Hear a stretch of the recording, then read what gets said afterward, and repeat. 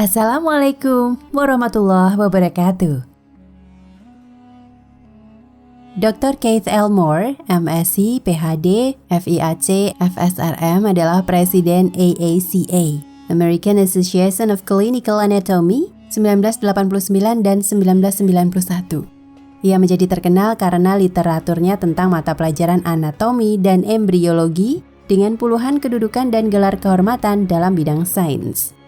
Dia menulis bersama Profesor Arthur F. Daly II, Clinically Oriented Anatomy, yang merupakan literatur berbahasa Inggris paling populer dan menjadi buku kedokteran pegangan di seluruh dunia. Buku ini juga digunakan oleh para ilmuwan, dokter, fisioterapi, dan siswa seluruh dunia. Pada suatu waktu ada sekelompok mahasiswa yang menunjukkan referensi Al-Quran tentang penciptaan manusia kepada Profesor Keith Elmore. Lalu sang profesor melihatnya dan berkata, tidak mungkin ayat ini ditulis pada tahun 7 Masehi, karena apa yang terkandung di dalam ayat tersebut adalah fakta ilmiah yang baru diketahui oleh ilmu pengetahuan modern. Ini tidak mungkin, Muhammad pasti menggunakan mikroskop. Para mahasiswa tersebut lalu berkata, Prof, bukankah saat itu mikroskop juga belum ada? Iya, saya tahu. Saya hanya bercanda. Tidak mungkin Muhammad yang mengarang ayat seperti ini, jawab sang profesor. Kemudian kami menjadikan air mani yang disimpan dalam tempat yang kukuh, rahim. Kemudian air mani itu kami jadikan al-laqah, sesuatu yang melekat. Lalu sesuatu yang melekat itu kami jadikan segumpal daging.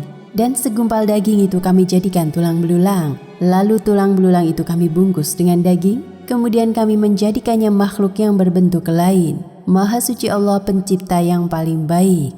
Quran Surat Al-Mu'minun ayat 13 hingga 14.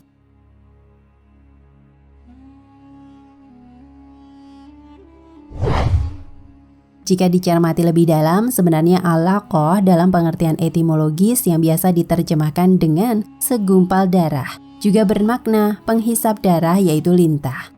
Padahal tidak ada pengumpamaan yang lebih tepat ketika embrio berada pada tahap itu, yakni 7 hingga 24 hari, selain seumpama lintah yang melekat dan menggelantung di kulit.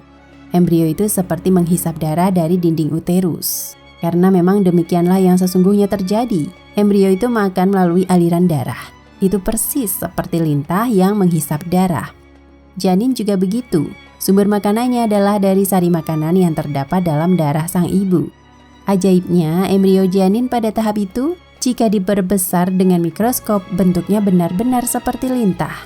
Dan hal itu tidak mungkin jika Muhammad sudah memiliki pengetahuan yang begitu dahsyat tentang bentuk janin yang menyerupai lintah, lalu menulisnya dalam sebuah buku. Padahal pada masa itu belum ditemukan mikroskop dan lensa.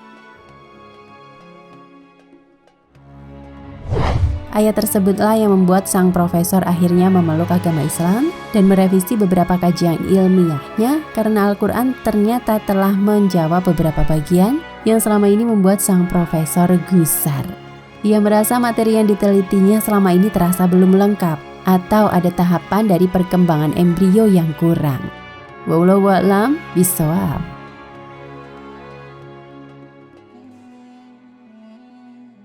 Nah, pemirsa Ensiklopedia Al-Fatih, sampai di sini perjumpaan kita kali ini. Semoga menginspirasi.